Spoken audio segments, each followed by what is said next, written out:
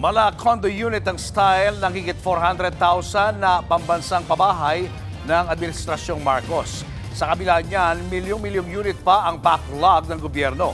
Nasa frontline na balitang yan, si Mobile Journal, Julie Baisa.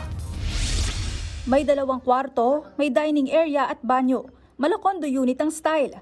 Yan ang 27 square meter na model unit ng Expanded Pambansang Pabahay para sa Pilipino o 4PH program. Sinilip yan ni Pangulong Bongbong Marcos kasabay ng pagdiriwang sa 7th anniversary ng Department of Human Settlements and Urban Development sa Taytay, Rizal kaninang umaga. Maraming kababayan pa natin ang nanguupahan ng walang katiyakan. Ang iba naman, walang sapat na proteksyon ang tirahan laban sa sakuna. Habang may Pilipinong nangangarap ng sariling tahanan, patuloy nakikilos ang pamahalaan upang suportahan ang pangarap na ito. Bukod sa model unit, inspeksyon din ni PBBM ang planta ng precast technology. Dito po ay atin natunghayan ang isang napakahalagang proseso kung paano mas mapabilis ang produksyon ng mga housing unit. Sa ilalim ng precast technology, ginagawa na sa planta ang mga material sa pabahay.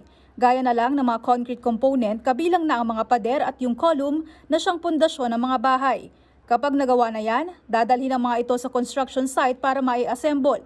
Sa pamamagitan ng teknolohiyang yan, mas napapabilis ang konstruksyon ng mga pabahay. Umabot na kasi sa 6.5 million units ang housing backlogs ng bansa base sa datos ng United Nations Human Settlements Program. Kapag hindi pa yan natugunan, posible pa raw na umabot ito sa 22 million sa 2040.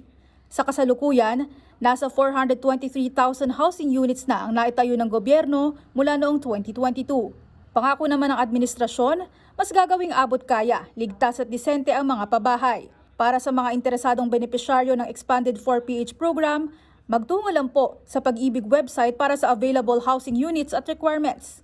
Nagbabalita mula sa Frontline, Mobile Journal Julie Baisa, News 5. Mga kapatid, Julius Babaw po.